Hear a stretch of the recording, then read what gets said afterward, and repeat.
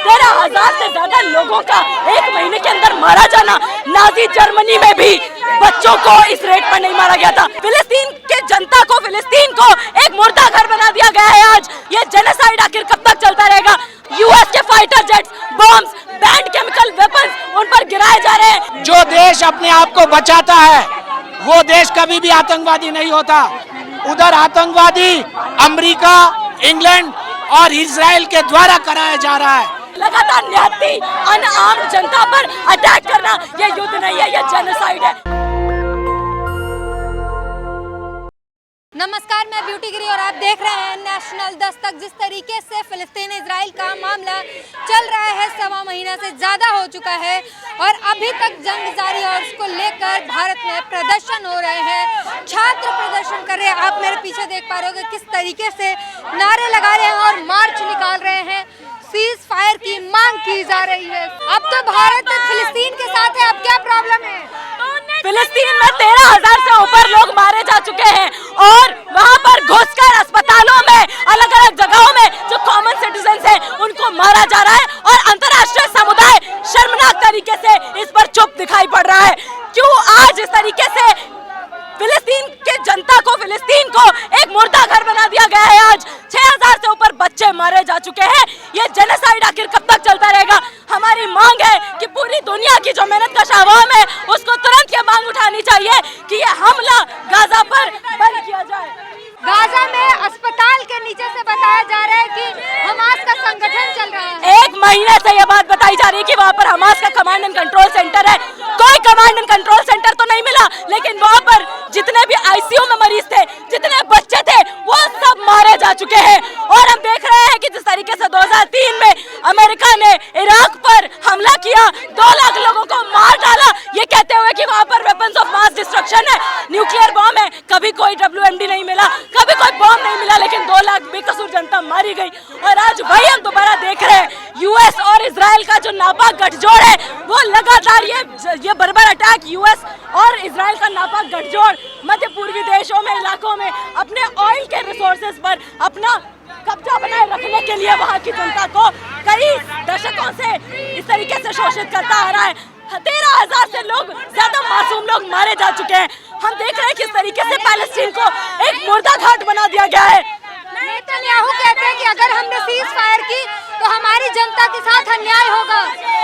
Netanyahu का खुद का बेटा यूएस में बीच के साइड में आराम कर फरमाते हुए दिखाई पड़ता है, जहां पर पैलेस्टीन की जनता आज बिना इलाज के मर रही है। यूएस के fighter jets, bombs, band chemical weapons उन पर गिराए जा रहे हैं। ये वॉर नहीं है, ये युद्ध नहीं है, ये ऑल आउट एक जनता को खत्म करने की 2 बहुत मजबूत ताकतों की साजिश है जो किसी से छुपी नहीं हुई है। यहाँ से जनता आतंकवादी हो चुकी है। यहाँ से हमारी डिमांड है कि सीज फायर हो गाजा में, और हमारी डिमांड है कि अंतर्राष्ट्रीय समुदाय इसको लेकर अपनी चुप्पी तोड़े और पैलेस्टीन की जो जनता है उसको न्याय दिया जाए। पैलेस्टीन की जो जनता है और इजराइल की जो शोषित जनता है वो मिलकर आगे का रास्ता निकाले, क्योंकि इस युद्ध से इस पूरी दुनिया की जो अंतर्राष्ट्रीय इकोनॉमी है वो और ज्यादा रिसेशन में जा रही है। इससे किसी को फायदा नहीं है, इससे केवल और केवल यूएस को और इजराइल के स्टेट को फायदा है। 13,000 से ज्यादा लोगों का एक महीने के अंदर मारा जाना। नाजी जर्मनी में भी बच्चों को इस रेट पर नहीं मारा गया था। नाजी जर्मनी में 150 बच्चे हर दिन मारे जा रहे थे और अभी इजराइल हर दिन लगभग 180 बच्चों की मौत के घाट उतार रहा है। इससे ज्यादा बेशर्मी की बात क्या हो सकती है कि आज हम 21वीं शताब्दी में सभी शांतिपूर्ण ऑर्गेनाइजेशंस के मौजूद होने के बावजूद इंटरनेशनल स्तर पर इस तरीके का जेनोसाइड अपनी आंखों के सामने देख रहे हैं। आज कह रहे हैं कि सबका जिम्मेदार हमास है। 7 अक्टूबर को जो हमला हुआ वो कोई इस घटना का, इस इतिहास का शुरुआत नहीं है। कई दशकों से, 75 साल से पैलेस्टीन के लोगों को अपने ही देश में, अपनी जमीन से पलायन करने के लिए, रेफ्यूजी की तरह बनने के लिए एक बड़ी खुली जेल में रहने के लिए मजबूर किया गया है। और हम देख रहे हैं उस खुली जेल को आज मुर्दा घाट बना दिया गया है। इसलिए हम यहाँ पर मौजूद हुए हैं फिलिस्तीन की जनता के साथ अपनी एकजुटता जाहिर करने। और फिलिस्तीन की जनता आतंकवादी हो चुकी है, वो हमास में भर्ती होने के लिए लाइन लगे में हुए हैं। कोई भी हक की बात करने वाला आज आतंकवादी है। भारत खुद भी हमास को टेररिस्ट ऑर्गेनाइजेशन नहीं रिकॉग्नाइज करता है। भारत ऐतिहासिक तौर पर पैलेस्टीन की जनता के साथ खड़ा रहा है और कहीं पर भी शोषित जनता जिसके साथ इस तरीके का साम्राज्यवादी शोषण होता है उसके साथ भारत की जनता खड़ी रही है और आज भी खड़ी रहेगी। इसीलिए हम यहाँ पर आज मौजूद हुए हैं अपना विरोध प्रदर्शन जताने के लिए और ये डिमांड करते हुए कि गाजा में सीज फायर हो। तो आप सुन सकते हैं किस तरीके से जो है युवा संगठन जो है वो लगातार मांग कर रहा है और जो है सीज फायर की मांग की जा रही है और संख्या आप देख सकते हैं कितनी जो है तमाम छात्र जो है उतर आए हैं। 7 अक्टूबर के हमले को 9/11 से कंपेयर किया जा रहा है। बिल्कुल बेकार की बात है। फिलिस्तीन की जनता अपनी उपनिवेशवाद के खिलाफ लड़ाई लड़ रही है, वो उनका मुक्ति संघर्ष है। इजराइल 7 अक्टूबर के नाम पर औरतों को, बच्चों को अस्पतालों के अंदर जो इजराइल आतंकवाद कर रहा है हम उसकी निंदा करते हैं। युद्ध विराम घोषित होना चाहिए, फिलिस्तीन को न्याय मिलना चाहिए। फिलिस्तीन की जनता आतंकवादी हो चुकी है, हमास में भर्ती होने के लिए लाइन में लगे हुए हैं। फिलिस्तीन की जनता अपनी मुक्ति का संघर्ष लड़ रही है।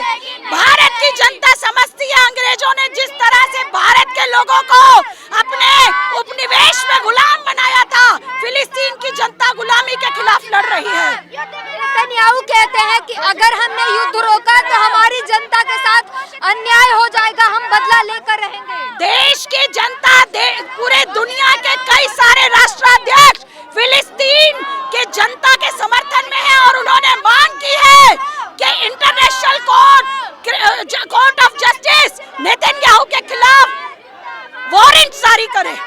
नेतन्याहू का बयान आया है कि 13,000 जो लोग मारे गए हैं, जिसमें बच्चे और महिलाएं सबसे ज्यादा मारे गए हैं, उन सब का जिम्मेदार हमास है। नेतन्याहू ने 7 अक्टूबर से अब तक 6,000 से भी ज्यादा फिलिस्तीनी बच्चों की हत्या की है, औरतों की हत्या की गई है, अस्पतालों को ध्वस्त किया गया है। ये आतंकवाद है।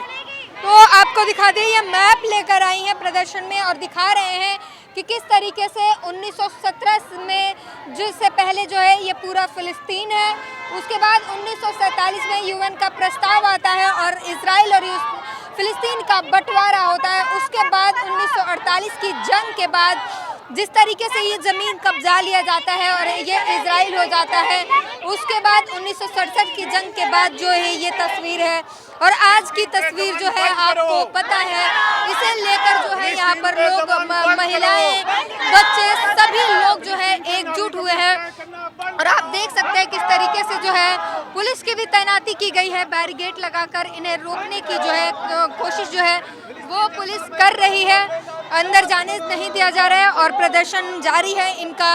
लगातार फिलिस्तीन की मांगों पर लोग जो है मुखर हैं, मांग है कि फिलिस्तीन को जो है सीज फायर।